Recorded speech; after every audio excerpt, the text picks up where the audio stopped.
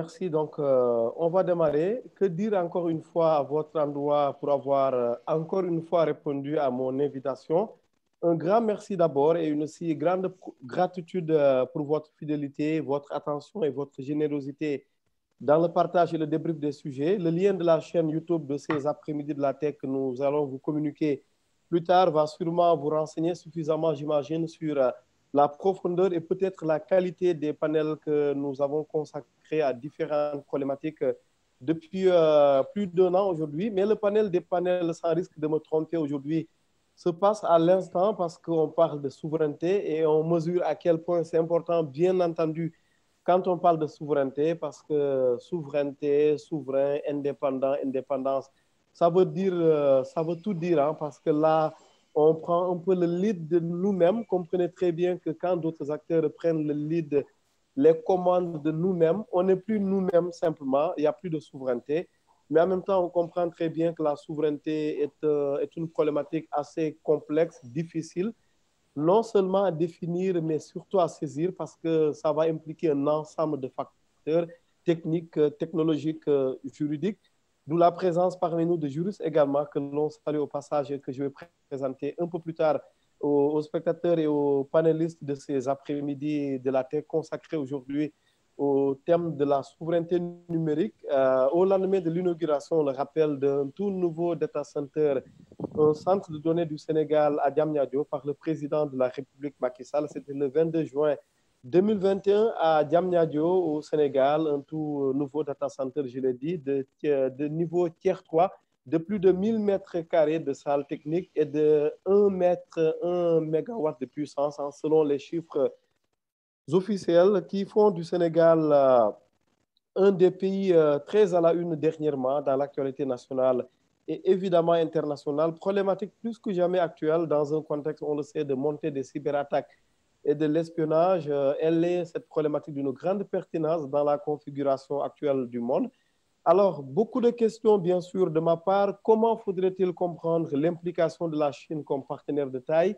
Quels seraient les préalables d'une souveraineté numérique? Serait-elle illusoire d'ailleurs? Quels sont les champions mondiaux? Je devrais pouvoir dire les élèves, les meilleurs élèves mondiaux en matière de souveraineté numérique. Quels en seraient les coûts? Dakar, maître de ces données. Quelle politique de rapatriement? On sait que le président de la République, Macky Sall, en a fait le plaidoyer dernièrement. Mais avant lui, bien sûr, on parle beaucoup de rapatriement des données. Quelle implication des nationaux, quelle contribution de la part des opérateurs de téléphonie, parce que Free, Expresso, je veux dire entre autres, hein, pour dire que je ne suis pas au courant d'autres initiatives qui peut-être m'échapperaient, ont également le data center. Free, l'ancien Tigo et Sonatel Orange pour le cas du Sénégal. Alors, quelle stratégie de synergie avec l'État, par exemple? On va en parler le temps de 1h30 qui vient de démarrer, les 1h30. Wack Ndiaye est le coordonnateur technique à l'Agence de l'informatique de l'État du Sénégal, l'ADE, qui aura la parole, bien évidemment, à la place de Ibrahim Noureddine Diagne, administrateur général de Gaïndé 2000. Nous avons un grand responsable de ce GIE. On sait très bien que on ne présente plus Gaïndé 2000 aujourd'hui, notamment en termes de, disons, en termes de, pardon, hein, y a l'éternuement un peu qui me fatiguait, en termes bien entendu de tout ce qui est souveraineté numérique, mais de dématérialisation. On sait très bien qu'on ne présente plus Gaïndé 2000 aujourd'hui. Mortala Diop qui représente donc Gaïndé 2000 sur ce panel. On a Laura Godino, stratégique advisor, j'espère avoir bien prononcé Laura en anglais, Sales Development Europe and Africa, le country manager, autrement dit directeur pays pour l'Espagne de la firme d'origine suisse Dreamlabs Technologies, et Mika Diol, qui est ancien de Microsoft. Je fais exprès de dire ancien de Microsoft, hein, parce que Mika Diol est aujourd'hui directeur général de Outsource Monétique. Nous avons également Mam Tchernokan, chef de département business développement à Free Business au niveau du Sénégal, au niveau de Free, qui nous font l'honneur, l'amitié d'être avec nous cet après-midi pour parler de la problématique. Bienvenue à tout le monde. Bonjour encore une fois à nos discutants. Je vais les présenter un peu plus tard. Aboubakri Samba Sen et puis bien entendu Chrysostome Koumbi Samba en ligne de Paris. Une première question à Wak Ndiaye pour démarrer un peu. Wak, comment comprenez-vous un peu la polémique née un peu de ce data center de Diamniadio, grosse problématique qui nous introduit un peu à la grosse thématique de la souveraineté numérique.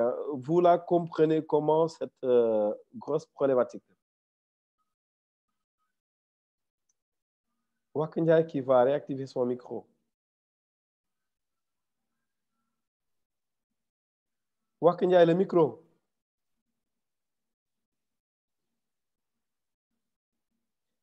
Alors, désolé un peu de ce blanc, comme on dit, de ce blanc dans le direct. Wak Ndiaye qui va réactiver son micro. Wak, on vous voit, mais on ne vous entend pas. Le micro est fermé, monsieur Ndiaye. Voilà. Ok, voilà, je suis revenu. Merci de reposer rapidement la question, s'il vous Oui, plaît. comment comprenez-vous un peu la polémique née un peu de l'inauguration du data center du Sénégal à Diamniadio? Bon, permettez-moi d'abord, je pense qu'il est important qu'on essaye un peu, avant peut-être de rentrer dans le vif du sujet, revenir sur un peu le thème Oui. du panel d'aujourd'hui qui concerne un peu la souveraineté numérique. Ça nous permettra après de comprendre, en fait, d'avoir plus de visibilité sur, en fait, un peu l'importance aujourd'hui de ce data center qui est une innovation de taille pour l'État du Sénégal. Donc, j'aimerais d'abord, avant même de parler, d'avancer sur la définition de la souveraineté numérique, je pense qu'il est important que nous revenons un peu sur la notion même de la souveraineté. Pour moi, la souveraineté en démocratie, c'est une loi commune qui est choisie par tous sur un territoire donné. C'est donc l'exercice du pouvoir dans une zone géographique et sur la population qui l'occupe. Donc, c'est une souveraineté qui instaure un droit qui garantit la liberté. De là, on peut dire que la souveraineté numérique, qui est d'ailleurs inspirée de cette souveraineté démocratique et populaire, est l'extension de la République au cyberespace. Donc, plus précisément, elle est la capacité pour une nation, une entreprise, de maîtriser ses attributs numériques, c'est-à-dire les données, les informations, les connaissances et algorithmes sur des objets dont elle revendique le contrôle selon ses propres lois et propres libertés. Dès lors, on peut comprendre aujourd'hui que, bon, il y a beaucoup de polémiques en vogue, mais aujourd'hui, nous ne pouvons pas constater aujourd'hui l'importance de cet outil numérique qui est une banque de stockage de données numériques pour l'hébergement, la sécurisation de l'ensemble des systèmes d'information de l'État, mais aussi du secteur privé. Donc, son objectif principal, c'est d'héberger les données de l'État dans des équipements qui permettent de stocker, d'analyser et de traiter les données. Donc, toutes les données que nous avons aujourd'hui chez les GAFAM qui nous dictent leurs lois, ce data center permet aujourd'hui à l'État, en tout cas, de tendre vers la souveraineté numérique. Parce que quand même, la souveraineté numérique est une vraie question. Mais pour l'instant, je pense qu'on peut dire que le data center est là pour nous aider quand même à sortir de cette hétéronomie numérique pour aller vers l'autonomie numérique. Merci beaucoup, Wak Ndiaye. Je rappelle que Wak Ndiaye est le coordonnateur technique de l'Agence de l'informatique de l'État du Sénégal. Désolé, je retrouve un peu ma voix. J'étais tenté par un éternuement. Alors, Mortala Diop, vous êtes de Gaïndé 2000. Gaïndé 2000, évidemment, qu'on connaît très bien au Sénégal, ailleurs en Afrique et même dans le monde, qui est un de nos champions quand on parle de dématérialisation. Bien évidemment, j'imagine très bien que cette thématique de souveraineté numérique vous préoccupe au plus haut niveau, Mortala. Aujourd'hui, est-ce que vous pensez qu'avec la mise en place de ce nouveau data center à Diamniadio, que le Sénégal franchit au moins un nouveau pas sur le long chemin qui mène vers la souveraineté numérique? Bonjour, bonjour à tous. J'espère que vous m'entendez bien. On vous entend très bien, Mortala. Merci Ousmane, et puis merci de l'invitation. Merci, je vous en prie. Merci d'inviter Gaïndé 2000 et donc par ma voix, je remercie l'organisation de cet événement.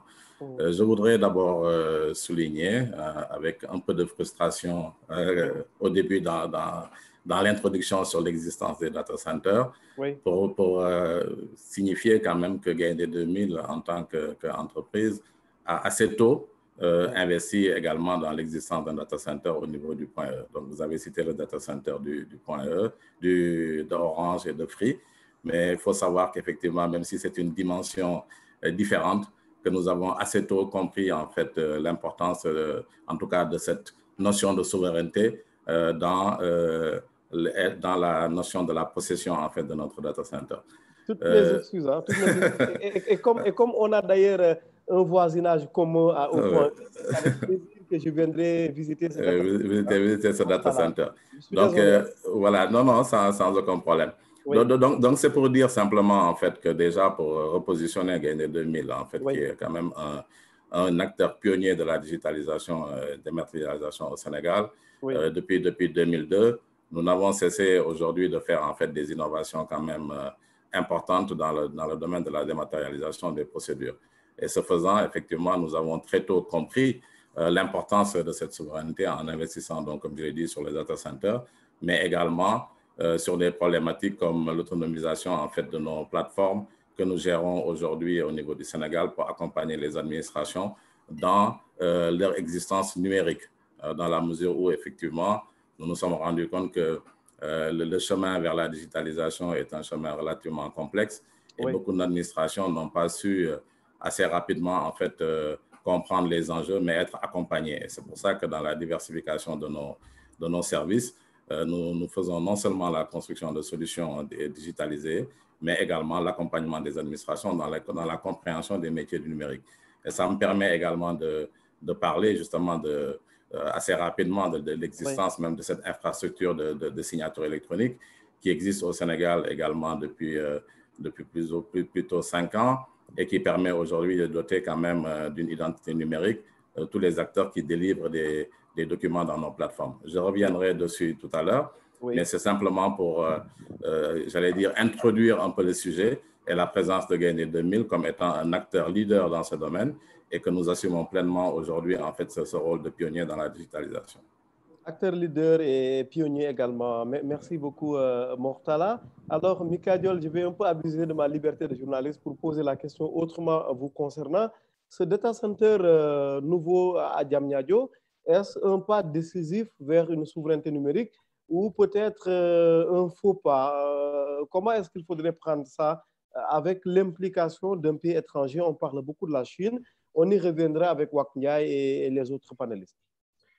Effectivement, Ousmane, j'espère que vous m'entendez bien. Merci pour l'organisation de cet événement. Alors, j'avoue que je suis resté un peu sur ma faim sur la réponse de M. Ndiaye et M. Wak Ndiaye sur la question d'entame qui était donc d'où vient un peu cette polémique actuelle par rapport au data center du Sénégal. Alors, moi, je vais déjà juste pour clarifier le débat, je parle surtout d'une expérience que j'ai vécue dans le passé. Alors, je suis un ancien de Microsoft, comme vous l'avez dit, mais mon expérience n'est pas uniquement liée à mon passage chez Microsoft. Ça fait 22 ans que je suis dans le secteur de l'informatique et de la technologie. J'ai eu à croiser les équipements, j'ai eu à croiser même le fournisseur du data center du Sénégal, qui est donc la société Huawei, pour la nommer, sachant que ça a été publiquement rendu, que j'ai croisé et recroisé ces 22 dernières années. Alors, je les ai croisés quand j'étais chez les télécoms à Ericsson, je les ai croisés quand j'étais dans le système d'information chez Microsoft, chez Oracle, mais également chez plein de sociétés. Et je les ai croisés aussi bien sur le terrain, parce que j'ai été d'abord, avant de devenir donc chef d'entreprise et commercial senior, j'étais d'abord ingénieur terrain, donc j'ai fait du système, je suis certifié Cisco, Dell, Microsoft, etc. Donc, moi, si vous voulez, Mes contributions et mes inputs seront plus d'ordre purement technique, d'accord? Donc, sans aucune connotation ni politique, ni rien du tout. Je parle juste de faits. Je suis informaticien, je suis du genre binaire. C'est soit 0, soit 1, soit ça marche pas. Alors, ma question est la suivante. C'est plutôt une question que je poserai directement pour peut-être camper le débat. C'est qu'aujourd'hui, tout le monde a en tête l'épisode de l'Union africaine, du siège de l'Union africaine en 2017, sauf erreur de ma part, où en fait, il avait été démontré, preuve à l'appui, que le site de l'Union africaine qui avait été offert, entre parenthèses, par la Chine à ses amis de l'Afrique, tel qu'ils l'ont décrit, était en fait truffé de mouchards, de systèmes d'écoute et que les serveurs passaient leur temps la nuit à transiter des données du site vers l'extérieur. Alors moi, aujourd'hui, j'ai une question très simple et que j'ai posée en fait lors d'un post sur LinkedIn et qui pose la question de manière très claire suivante. C'est aujourd'hui, quelles sont les garanties que la DIE a reçues de Huawei qu'aucun équipement ou dispositif d'espionnage n'a été mis, placé ou installé dans le data center ou dans les équipements ou dans le bâtiment ou dans tout type de dispositif que ce data center a. Moi, je commencerai d'abord par cette question qui est d'abord la principale question que se pose tout technicien qui aujourd'hui assiste à ce débat et tous Sénégalais qui aujourd'hui, si aujourd'hui à terme mes données personnelles en tant que citoyen sénégalais doivent se retrouver sur ce data center-là, quelles sont les garanties que j'ai? C'est la question que je poserai d'abord en tout premier à M. Wakunyaye avant de passer peut-être à des interventions un peu plus poussées. Merci, merci beaucoup, Mika Diol. Alors, avant qu'on entre dans le vif du débat, autrement dit, avant que Wakunyaye ne reprenne la parole de l'ADIE, j'aimerais la donner à Laura Godino, qui est en ligne de Madrid, qui est en ligne de Madrid et qui va se présenter. Laura, peut-être une présentation par vous-même très rapidement.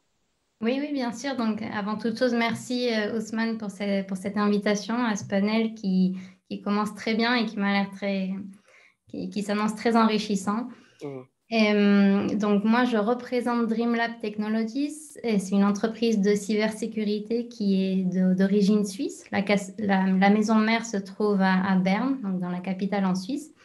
Et on a donc des filiales dispersées au niveau mondial, donc en Europe, en Amérique latine, au Moyen-Orient et en Asie. Et moi, en tant que responsable commercial, je travaille également sur l'Afrique, et principalement l'Afrique de l'Ouest, dans laquelle, et à ce niveau-là, on est rentré dans une démarche de prospection commerciale, de prestation de services et d'offres de solutions qui ont été très bien reçues, notamment au Sénégal, pour aider les acteurs locaux. Merci, merci. Et je rappelle d'ailleurs, où je fais savoir, comme ce n'était peut-être pas connu, que vous êtes une habituée de Dakar, vous venez régulièrement à Dakar, vous avez travaillé pendant quelques temps au Sénégal avant de repartir un peu, disons, vers l'Occident. Comme ça, on inclut beaucoup de pays. Alors, votre regard un peu de loin, parce que c'est fait exprès en vous invitant, en vous conviant à ce panel, l'idée est d'avoir un regard externe. De loin, de Madrid, comment est-ce que vous avez vu la réception par le Sénégal d'un nouveau data center avec les unes internationales qui ont accompagné un peu l'événement? Oui, alors de mon point de vue depuis Madrid, disons d'un point de vue extérieur, c'est vrai que ce data center, c'est assez symbolique, si vous voulez, pour nous. C'est un peu la première brique, disons une des briques de l'édifice numérique. Nous, ce qu'on voit, c'est surtout la volonté pour le Sénégal de se présenter comme une puissance africaine qui est capable de créer une structure de stockage de données numériques, justement pour améliorer la productivité et l'efficience des administrations du pays. Toujours sur un aspect symbolique, on voit l'idée pour le pays justement, comme on l'a dit, d'avancer vers une plus grande souveraineté numérique, de montrer aux citoyens sénégalais qu'on veut respecter leurs droits et leurs libertés individuelles, ce qui est très important dans la gestion des données à caractère personnel. Après, c'est vrai que d'un point de vue plus technique, et je rejoins un peu les personnes qui sont dans ce panel, d'un point de vue plus technique et notamment axé sur la sécurité, ça soulève pas mal de questions, notamment par exemple la sécurité physique. Quelles ont été les mesures qui ont été mises en place au niveau de ce data center pour prévenir pour anticiper par exemple des incendies, quels sont les contrôles d'accès, les systèmes de surveillance qui sont importants finalement pour les clients qui vont souhaiter héberger leurs données. Oui. Et d'un point de vue qui du coup m'amène à ce panel de la cybersécurité, c'est justement s'assurer que les dispositifs de protection existent, soient mis en place, qu'ils soient testés, parce que ce data center devient naturellement une cible pour un cyberattaquant. Et vous le voyez tous les jours, les cyberattaques augmentent. Il ne se passe pratiquement pas un jour sans qu'une organisation, qu'elle soit publique ou privée, soit attaquée. Donc, c'est la cybersécurité, pour terminer, c'est vraiment un enjeu dans la création d'un nouveau data center qui est impulsé par l'État. Merci, merci beaucoup Laura. Alors, à Mame Thierno, je vais servir plutôt une provocation à la place d'une question, ou plutôt une question-provocation.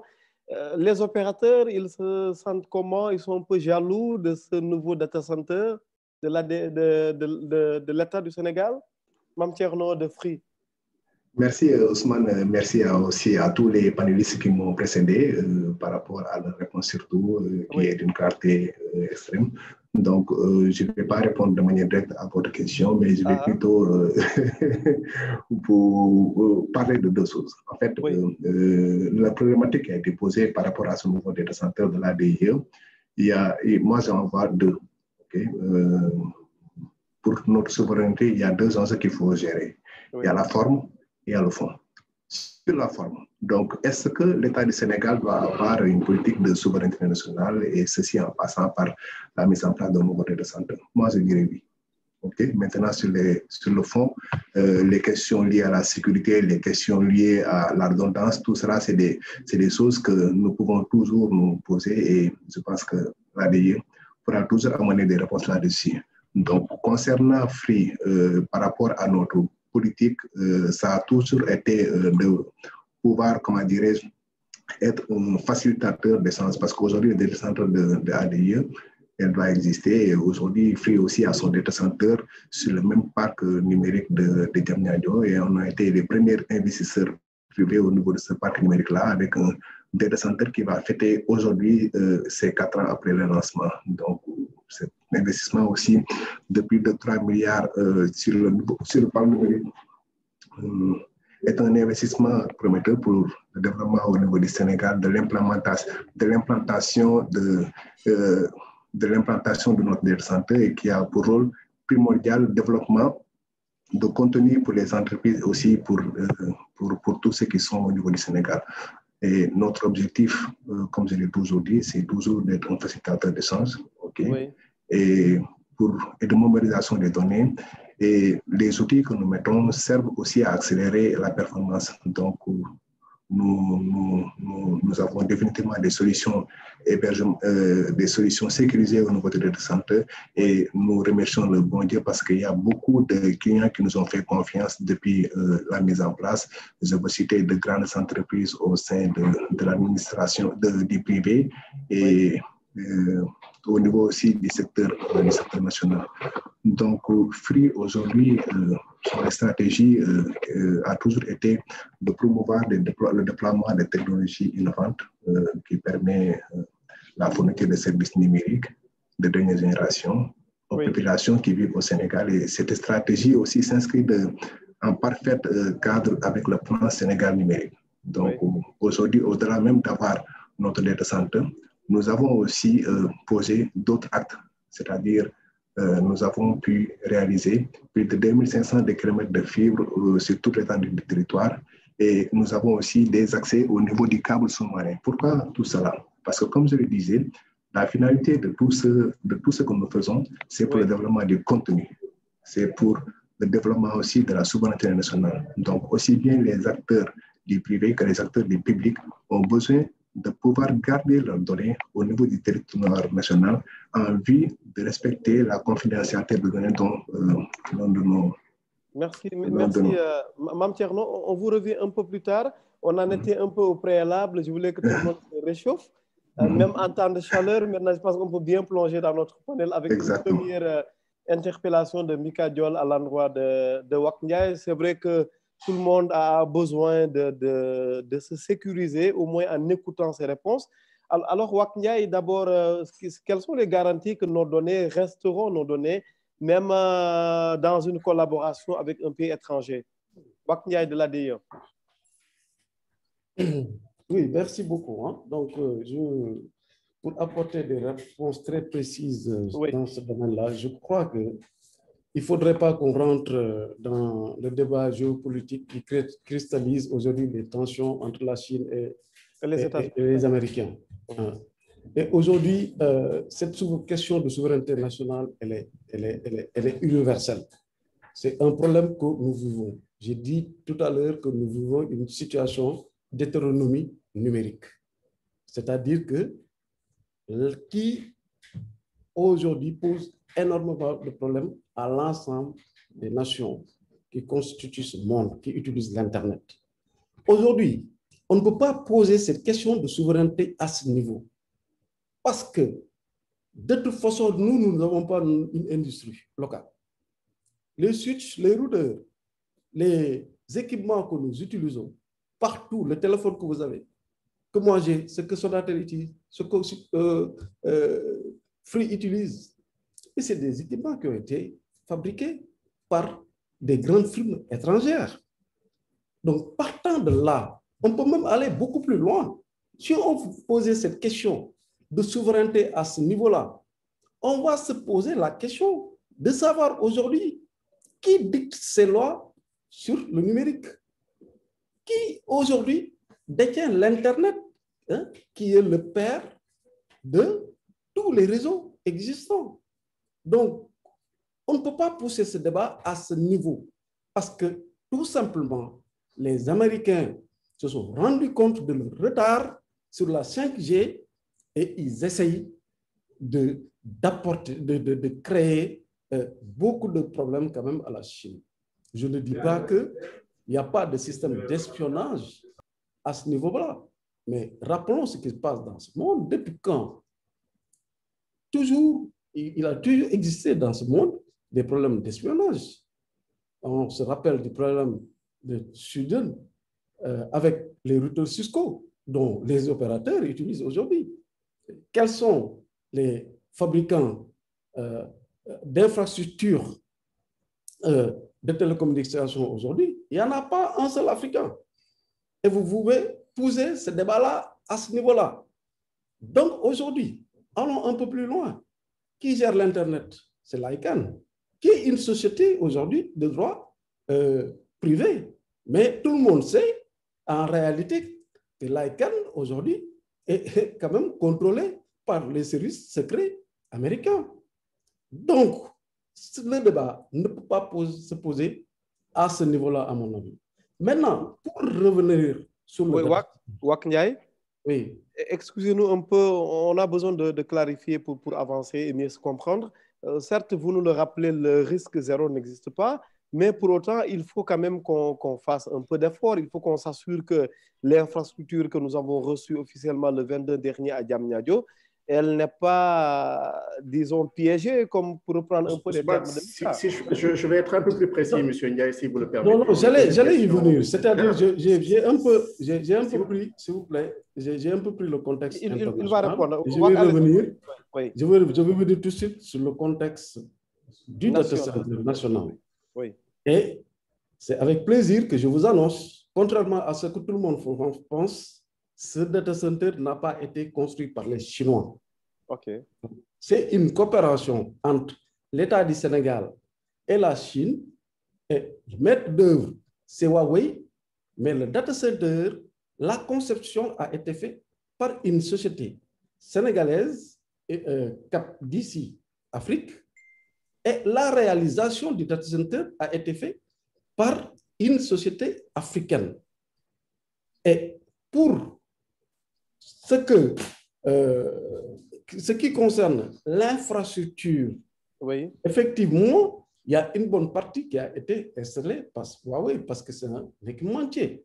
Mais nous avons en interne des vaillants ingénieurs. Nous savons tous que tous les constructeurs aujourd'hui laissent des portes dérobées dans leur système dans leurs équipements. Et nous avons fait de telle sorte que Dans ce data center-là, il n'y a pas uniquement des équipements Huawei. Quand vous allez voir le groupe Electrogen, je vous invite à visiter quand vous voulez. Vous allez voir que c'est ces équipements qui ne sont pas uniquement Huawei. Tout est redondant avec des marques différentes. Donc, la question, bon, c'est un outil de l'État. On n'est pas là aussi non plus pour dévoiler le contenu de cet outil. Voilà, donc je pense que pour vous rassurer, oui. Madame est revenue sur la question des redondances. On parle de data center de type de tier 3. Oui. C'est parce que tout simplement, nous avons assuré aussi la redondance au niveau de l'énergie, au niveau des systèmes de refroidissement et au niveau contrôle d'accès et au niveau des aspects liés à la souveraineté et l'intégrité des données qui sont hébergées dans ce data center. Merci, Mika. Si vous avez une relance, mais vraiment rapidement, il faut qu'on avance aussi, qu'on donne la parole aux autres, panélistes. Bien entendu, j'ai entendu M. Ndiaye parler de redondance sur l'aspect climatisation, énergie, etc. Oui. M. Ndiaye, là, si vous voulez, ma question elle se pose à un niveau suivant. Aujourd'hui, Huawei est l'exploitant de ce data center. Les équipements sensibles qui sont dans la partie transmission, réseau et serveur sont fournis par cet équipementier. Ma question, encore une fois, c'est le choix de pourquoi Huawei, pourquoi pas un autre. Je pense que là n'est pas le débat. Je sais que c'est un financement qui a été donné. Bref, l'aspect encore géopolitique et politique, là n'est pas le débat. Je pose une question purement technique, purement IT, purement télécom, purement réseau. Lorsque vous construisez une maison et qu'on vous la fournit clé en main, c'est différent de lorsque vous bâtissez une maison et que vous choisissez vous-même les matériaux, que vous allez acheter vous-même, que vous allez, je dirais, engager vous-même les personnes qui font les travaux, etc. Donc, ma question, elle se pose à un niveau réseau, équipement, système, serveur, etc. De par encore une fois, ce que je dis, vous pouvez le retrouver dans n'importe quel, il suffit de faire une recherche sur Google et vous verrez. L'événement qui est arrivé au niveau du siège de l'Union africaine est exactement, typiquement, le cas de celui qui se présente ici. Je ne dis pas que c'est le cas, mais aujourd'hui, ma question que je me pose encore une fois, elle n'a pas encore été adressée. Quelles sont les garanties que Huawei a données à l'État du Sénégal que aucun dispositif d'espionnage ou de transfert de données n'a été installé sur ce data center, que ce soit à un niveau routage avec les équipements, que ce soit à un niveau serveur avec les équipements, que ce soit à quelque niveau que ce soit. Aujourd'hui, j'ai bien entendu la réponse de M. Ndiaye de la DIE, mais moi personnellement, en tant que technique, si encore je ramène le débat à un niveau purement technique, je n'ai pas de réponse. Je suis encore insatisfait de la réponse. Voilà. Merci beaucoup, Mika, et merci, Wakndia. On avance un peu. Mortala, vous en pensez quoi un peu de ce débat-là? Est-ce qu'il est toujours avec nous d'ailleurs, Mortala? Bien sûr que je suis avec vous. Oui, Mortala, vous en pensez quoi? On comprend les préoccupations de Mika. On a entendu les réponses ou les assurances de Wakndia, coordinateur technique de l'ADIE. Mais en même temps, le journaliste que je suis se pose la question de savoir si on veut faire un data center dans les conditions actuelles, on n'en a pas toute l'infrastructure. Forcément, on va aller voir d'autres. Exactement. D'autres sièges. Est-ce qu'on a trop le choix pour se choisir une souveraineté qui nous ressemblerait? Sérieusement, en fait, je pose la question très Oui, non, j'ai bien compris la question. J'écoutais le débat aussi avec intérêt. Bon, il est clair qu'aujourd'hui, moi, je voudrais d'abord magnifier quand même le travail qui a été fait, ne serait-ce que pour que le Sénégal puisse se doter d'un data center. Ça, je pense qu'en termes ne serait-ce que de pas technologiques accomplis, il me semble important quand même que ce dispositif-là soit un dispositif national qui soit reconnu. Ensuite, maintenant, dans la question, il est comment le data center a été construit, avec quel partenaire. M. Wakndia a donné quelques informations que moi-même j'ignorais sur en fait une partie de l'internalisation en fait de la compétence au niveau du Sénégal, en citant d'abord dans la conception du data center et puis dans la construction. Il a parlé de sociétés africaines. Mais ce qui est clair, et là où je rejoins aussi Mika, à partir du moment où vous avez donné un tout petit peu des prérogatives en termes j'allais dire, de construction et des équipements, oui. Vous ne pouvez pas complètement nier le fait que vous pouviez être espionné, si c'est ça le point, par rapport à des éléments que vous allez poser sur ces infrastructures. Maintenant, il est important dans la compétence des ressources que vous avez dans votre organisation, de façon à pouvoir sécuriser en fait votre infrastructure, autant sur les éléments liés à la cybersécurité, les éléments liés même à la sécurité physique. Et je pense que l'ADI comme structure a dû forcément investir sur ces aspects-là. Mais il est important quand même de noter, moi je voudrais quand même au-delà de tout, essayer de distinguer la notion de la souveraineté numérique sur deux aspects. Parce que la souveraineté peut exister sur le plan de l'infrastructure en tant que data center, puisque c'est le sujet du jour. Mais la souveraineté également existe sur le plan de la souveraineté en termes de solutions applicatives. Hein? Parce qu'en fait, dans votre introduction, vous avez parlé du fait de dire est-ce qu'il faut tout prendre à l'étranger? Est-ce qu'on a la possibilité aujourd'hui de pouvoir avoir en tout cas des conceptions nationales? Et je pense que la souveraineté, au-delà de l'aspect physique, il y a une souveraineté également dans la logique de qui construit nos applications, parce que les mouchards ne sont pas que dans les équipements technologiques, les mouchards sont dans les applications. Qui construit nos applications? Qui pose ces applications? Est-ce que ces compétences-là sont nationales? Est-ce qu'on fait confiance à des champions nationaux de façon au moins à avoir, j'allais dire, cette responsabilité-là nationale dans la conception de nos applications qui sont à destination de nos administrations? Et le troisième point pour moi sur la souveraineté, c'est l'aspect données. C'est quelque part, on sait tous aujourd'hui que celui qui maîtrise nos données, quasiment maîtrise nos comportements. Et on le voit bien aujourd'hui avec tout ce qu'on voit dans l'intelligence artificielle, dans la prédiction de nos comportements, qui est également une autre forme de dépendance et qui est également pour moi un point qui est lié à la souveraineté. Maintenant, quand on prend ces trois éléments-là, il faut bien distinguer à chaque niveau quelles sont les exigences en termes de sécurité et des garanties nécessaires. Et c'est là où moi je pense que le débat, il faut effectivement, on est focalisé complètement sur le data center parce que c'est le sujet du jour, mais je pense qu'aujourd'hui, en tout cas nous, en parlant de Gaïndé 2000, nous faisons tout pour nous positionner dans la philosophie de construire des applications nationales pour nos administrations, en respectant bien entendu cette notion de souveraineté. Et il est important que les administrations ou les gouvernements prennent conscience justement qu'il y a des patriotes qui aujourd'hui construisent ces applications-là de façon à pouvoir au moins avoir cette souveraineté-là dans cette autonomie en termes d'application.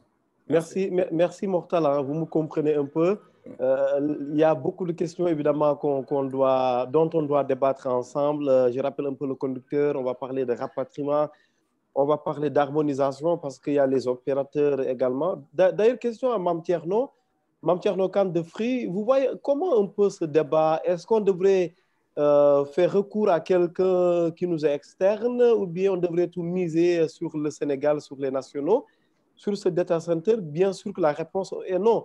Mais pour vous qui avez peut-être la lourde tâche de vous confronter déjà à la question avec vos data centers, vous l'avez résolu comment? Merci Ousmane. Pour nous, Free, cette question s'est soulevée depuis le début de la construction de notre data center. Nous avons été, nous avons été accompagnés par les institutions qui sont les champions en la matière, telles que Uptime Institute, qui nous a permis aujourd'hui de pouvoir avoir la certification Tier 3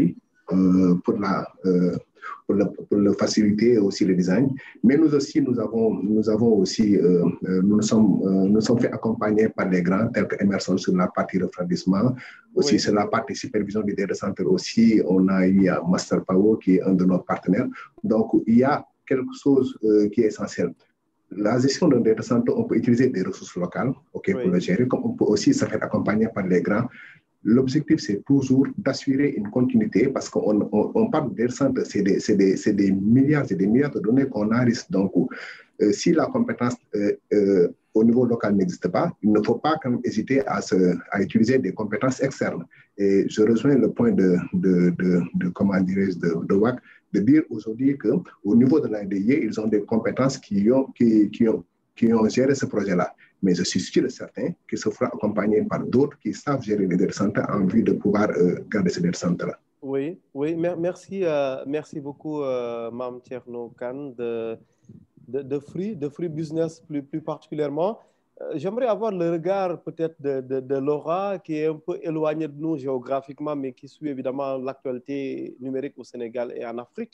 Laura, votre regard un peu sur ce thème précis de souveraineté numérique et sur ce point précis de dépendance ou pas à l'étranger. Alors, tout d'abord, moi, je comprends les doutes et les questions que ça peut engendrer. Oui. Je pense que dans le concept de souveraineté numérique, on parle de, je ne sais pas si vous le connaissez, mais on parle souvent d'autonomie stratégique en se disant essayer d'agir seul. Effectivement, agir seul lorsque les acteurs du numérique ne sont pas nécessairement présents ou lorsque l'offre locale ne permet pas de répondre à un besoin spécifique, ce n'est pas évident et il faut dans tous les cas pouvoir s'appuyer sur des acteurs plus compétents. Si on prend par exemple le cadre de la France en Europe, la France a le même défi, si vous voulez, ils ont évolué en matière de performance énergétique, en matière de cybersécurité, ils ont tous les éléments, si vous voulez, pour commencer ou du moins pour continuer à développer leur data center. Et cependant, il y a toujours une certaine dépendance par rapport à des technologies de tiers et je pense que pour essayer de couvrir un peu la partie de cybersécurité, se tranquilliser par rapport à l'espionnage, il faut quand même s'assurer qu'il y a un cadre contractuel qui a été établi, qui soit aligné avec le cadre juridique du pays, et pour au moins s'assurer que l'entreprise qui intervienne soit soumise à la réglementation du pays en la matière pour continuer à protéger les données à caractère personnel. Merci. Merci Laura. Je retourne un peu à Dakar avec l'auteur de la question, Mika Diol. Mais actuellement, on comprend très bien, Mika Diol, votre préoccupation. Mais en même temps, on vous retourne un peu votre casse-tête. On doit faire quoi? Le Sénégal qui veut mettre en place un data center, le Sénégal qui veut assurer sa souveraineté, mais en même temps, il n'a pas tous les matériels et matériaux pour y arriver. Il doit faire quoi? Autrement dit, sur le cas précis du data center à Diamniadio, Dakar ou le Sénégal devrait faire comment? Rapidement, avant qu'on ouvre la parole à un premier discutant du côté de Paris. Je vais juste vous partager une expérience d'un pays, je ne vais pas citer le nom, qui devait monter son data center national. Ils ont fait de la manière suivante. Toute la partie génie civil, énergie, sécurité physique, sécurité incendie, climatisation, etc. Ce sont des entreprises de la place qui peuvent le réaliser. Vous êtes tous d'accord avec moi autour de ce panel que pour cette partie-là, je pense qu'on a ce qu'il faut. Sauf erreur ou omission de ma part. Oui. Ensuite, maintenant, sur la partie sensible, qui est celle des équipements, justement. Ce pays dont je vous parle a eu le financement qu'il fallait pour la construction du data center et qu'ils ont fait faire par les Chinois, sous supervision de leur pays. Par contre, toute la partie équipement, réseau, serveur et tout équipement sensible, ils les ont achetés eux-mêmes sur un canal séparé sur lequel ils maîtrisaient et sur lequel ils avaient une capacité de pouvoir réagir et de mettre le maximum de garanties possibles, comme quoi les équipements sont venus d'une source dont ils connaissent l'origine et ils maîtrisent en fait l'approvisionnement. Ma question que je me pose très simplement, c'est pourquoi le Sénégal n'a pas pu également réduire le risque. Le risque zéro n'existe pas, ça je le concède. Le risque zéro n'existe nulle part. Par contre, là, je pense que sur une échelle de 1 à 10, en termes de risque, je pense qu'on est dans le haut de l'échelle plutôt que vers le bas. Merci Mika. Alors, 1 minute pour Wak Ndiaye, sous forme de commentaire après ces propos de Mika, comme ça on clôt un peu ce chapitre et puis on donne la parole à quelqu'un du côté de Paris. Merci Ousmane. Je voulais juste rassurer M. Mika que le data center n'est pas du tout exploité par les Chinois. Ça c'est clair. Ça, c'est un outil qui est géré par les... Ils ne sont pas connectés actuellement sur notre data center, non. À l'instant, non. Pardon?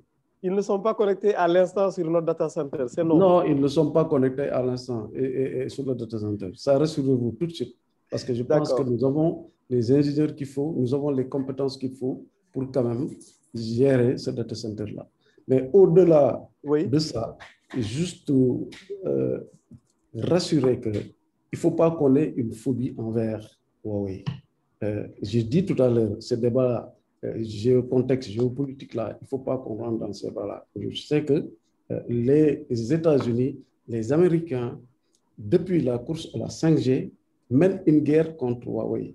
Et il est incontestable aujourd'hui que Huawei est le leader mondial dans les télécommunications. Je ne suis pas là pour défendre Huawei, mais je voulais poser une question à M. Mika. Est-ce que le fait de ne pas utiliser Huawei et d'utiliser un autre constructeur, qu'est-ce que ça va apporter de plus? Est-ce que lui, il peut avoir la certitude à 100% que dans les équipements, que ce soit Huawei ou Cisco ou autres, il n'y a pas de backdoors de sécurité qui sont installés? Merci. Dernière question, juste pour finir. Et je vais vous dire aujourd'hui, on parle des équipements Huawei, hein, mais allez regarder le centre de Free, allez chez Orange. Vous n'allez pas me dire qu'il n'y a pas un équipement de Huawei. Ce n'est pas parce qu'il y a un équipement de Huawei qu'il y a un problème. Mais nous gérons tout ce qui concerne l'intégrité et la sécurité de toutes les données qui seront installées dans les data centers. Merci Wackndia. Alors Mika, mais vraiment rapidement, il faut qu'on avance quand même les amis. Non, je ramène juste tout le monde encore une fois à l'épisode de l'Union africaine il y a quelques années. Et pour moi, c'est typiquement un cas similaire, d'accord, où c'est un dispositif entier qui a été mis à disposition par Huawei, entre parenthèses la Chine. Alors, pour répondre rapidement à la question de M. Ndiaye, encore une fois, j'ai dit, le risque zéro n'existe nulle part, d'accord.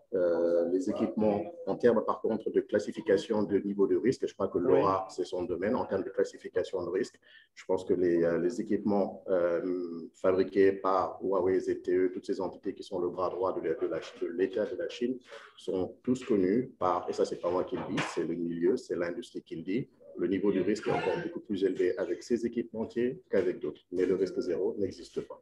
Merci, merci beaucoup Mika Diola. Merci à tout le monde pour cette première partie. Alors, c'était promis, là, on donne la parole à Chrysostome Kumbisamba. Je ne sais pas s'il nous entend du côté de Paris, Chrysostome. Oui, bonjour, bonjour les amis. Je vous entends parfaitement. J'ai bien suivi les échanges.